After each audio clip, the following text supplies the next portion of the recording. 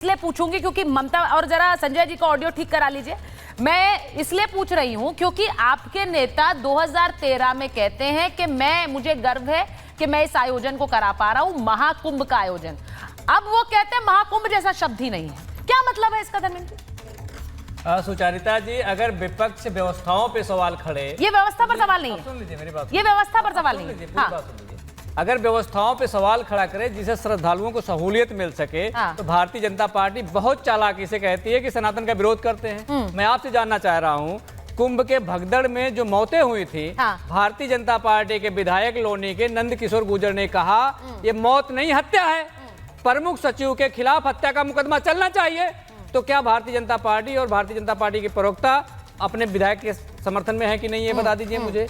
वहां पे जो शंकराचार्य ने कहा कि पूरा कुंभ वीआईपी की आवभगत और अव्यवस्थाओं का भेंट चढ़ गया, ये सनातन धर्म के मानने वाले शंकराचार्य कह रहे हैं। तीसरी बात, उसकी जो चश्मदीद महिला थी बिहार की, उन्होंने कहा कि मेरी सांस चल रही थी, पुलिस वालों ने कहा इनको गंगा जी में फेंक दो। ठीक है, ये क्या व्यवस्था है? हम इस पे सवाल ना खड़ा करें। ऐसा कुंभ का कोई दिन नहीं है जब सड़कों पे 10 से 20 लोगों की मौत नहीं हो रही है, उसके बारे में कोई बात नहीं होती है। जब भगदड़ में हम झूसी की बात कर रहे थे कि झूसी के भगदड़ को भारतीय जनता पार्टी की योगी सरकार क्यों मानने को नहीं तैयार है? क्या वहां के मरने वाले लोग सनातनी नहीं थे? क्या वो हिंदू नहीं थे? क्या उनके अंदर आस्था नहीं थे? क्या उनके अंदर श्रद्धा नहीं थी? ऐसा क्या छुपाना चाहती है भारतीय जनता पार्टी की सरकार? ये बताना पड़ेगा, सनातनियों को बताना पड़ेगा, हिंदुओं को बताना पड़ेगा और पूरे देश को बताना पड़ेगा। जब मोर्चरी में लाशें रखी थी तो आपका कैमरा क्यों नहीं जाने दिया जा रहा था? हाँ। क्या देखिए धर्मेंद्र जी, मैं आपसे देखिए एक डायरेक्ट सवाल पूछ रही हूँ।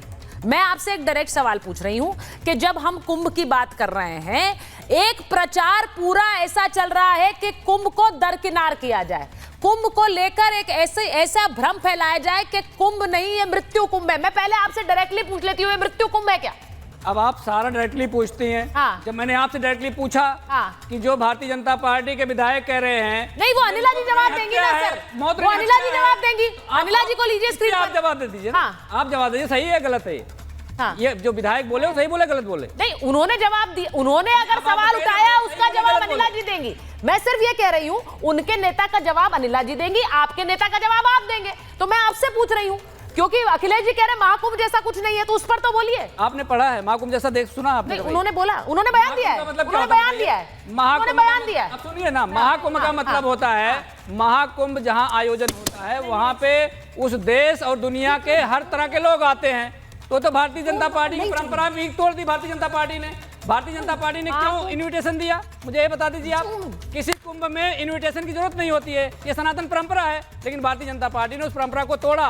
और भारतीय जनता पार्टी की योगी सरकार और मुख्यमंत्री ने खुद कहा कि 100 करोड़ की व्यवस्था हमने कर दी है, ऑन कैमरा है, आपके कैमरे पे भी होगा।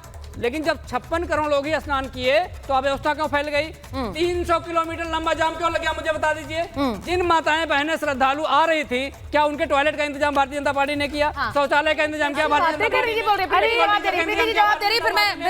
सवाल विपक्ष का है। सब आपका समय पूरा हो गया, मुझे अनिला जी को लीजिए, आपका समय पूरा हो गया, मुझे बोलने दे। पहले तो आप लोग बार बार जिन शंकराचार्य जी की बात करते हैं तो मुझे बड़ी शर्म आती है। किन शंकराचार्य जी की बात करते हैं? उन्हीं को जिनको आपने गोदलिया बनारस चौराहे पे लाठियों से पिट, देखिए ओवरलैपिंग है, दूसरा होता है, ये ओवरलैपिंग है। दूसरा शंकराचार्य हो गया, शंकराचार्य नहीं हो गया। वही शंकराचार्य हैं जिनको सपा की है कि नहीं है बताइए, आप कैसे कौन होती है बताइए। अच्छा ठीक है, अब नहीं देखिए मुझे वहां पर शंकराचार्य नहीं है, मैं तो बोल रही हूं, ये मानना है मेरा, सिर्फ ये मानना है कि जो कुंभ में जा रहा है। नहीं एक सेकंड सुनिए, धर्मेंद्र जी रुक जाइए, एक मिनट धर्मेंद्र जी, ऐसे दूसरे को बोलने का मौका मत दीजिए। आप जिन शंकराचार्य जी के बारे में बोल रहे हैं, लेकिन जिन शंकराचार्य है ना, वही जिनको आपने लाठियों से पिटवाया था, जिनको सपा गवर्नमेंट ने उत्तर प्रदेश में बनारस में लाठियों से पिटवाया था, वही शंकराचार्य जी, वही शंकराचार्य। ठीक है, मैं अनिला जी के पास जा रही हूँ, जिसको आपने अनिला जी पिटवाया था। ठीक है, एक सेकंड अनिला जी के पास जा रही हूँ। अनिला जी, मैं चाहती हूँ प्रोफेसर धर्मेंद्र यादव के सारे आरोपों का आप जवाब दीजिए, क्योंकि ममता, मैं आ रही हूँ प्रीति जी, एक मिनट। ममता जी, यहाँ पर जिस तरह ममता बनर्जी ने जवाब बयान दिया, उन्होंने महाकुंभ को मृत्यु कुंभ कह दिया। आज सवाल हम ये पूछ रहे हैं कि एक ऐसा पर्व जिसकी दुनिया भर में चर्चा हो रही है, उसे लेकर इस तरह के बयान आ जाते हैं और कोई उस पर, उनको कोई मलाल नहीं होता है।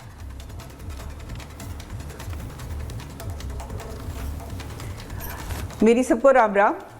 और मैं ये बयानबाजी लगातार सुन रही हूँ, चाहे वो मल्लिकार्जुन खड़गे हों, राहुल गांधी हों, अखिलेश यादव हों, ममता बनर्जी हों, लगातार उल्टी सीधी बयानबाजी जो है वो कुंभ को लेकर कर रहे हैं।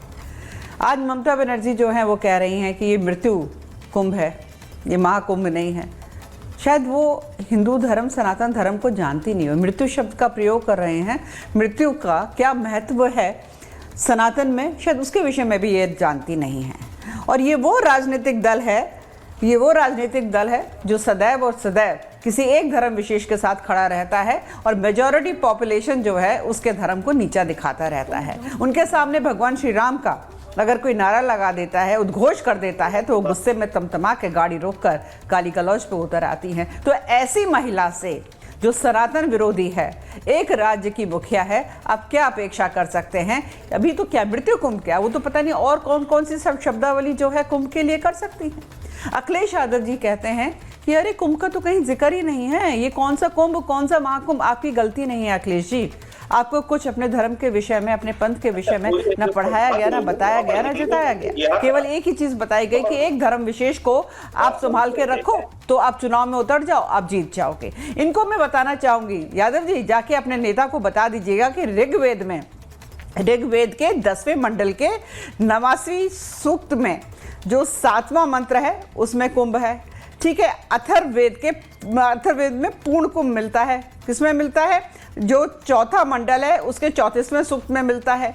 ब्रह्म पुराण में इसका जिक्र, स्कंद पुराण में इसका जिक्र और पद्म पुराण में इसका जिक्र, बौद्ध जो ग्रंथ हैं उसमें इसका जिक्र। और कहां से आपके लिए एविडेंस और प्रूफ लेकर आए साहब?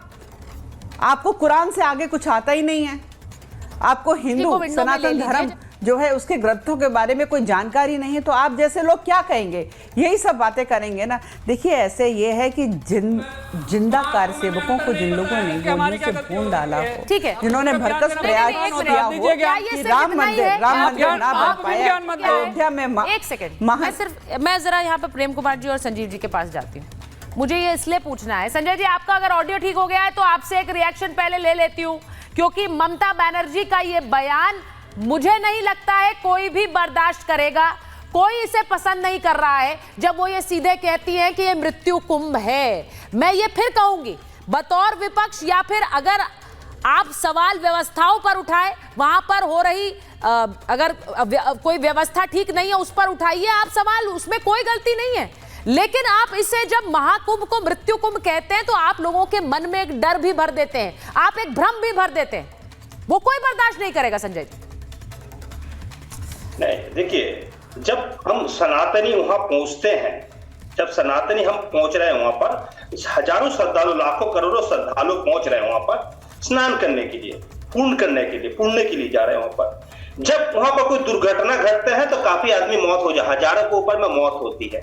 जब मौत होती है उसको दफनाया जा रहा है, हिंदू धर्म में कहीं दफनाया जा रहा है। हम सनातनी होकर जा रहे हैं, हम मुसलमान हो जा रहे हैं, वहां पर दफना देना जो आपको आदित्यनाथ का सरकार वहां पर दफना दे रहा है। ये हिंदुत्व का सनातनी का बात है। नंबर 2, काशी विश्वनाथ कॉरिडोर जिस समय तोड़ा गया था, कौन काटने वाला था? नादिर शाह का वंश भी नहीं था और आपको बाबर का वंश भी नहीं था, वहां पर था तो आप ही का सरकार था। गुजरात में 2008 में 14 अक्टूबर के दिन में 80 मंदिर तोड़ा गया था, सनातनियों का मंदिर तोड़ा गया था। नरेंद्र मोदी मुख्यमंत्री था गांधीनगर शहर बनाने के लिए, तो सनातनी को ठेस नहीं पहुंच रहा है। सनातनी के लिए बड़े बड़े भाषण देता है, मंदिर तोड़ देता है। शायद कोई मुसलमान समय में भी इतना मंदिर तोड़ा नहीं गया है जिस मंदिर नरेंद्र मोदी का। संजय जी को ऑडियो ठीक नहीं आ रहा है।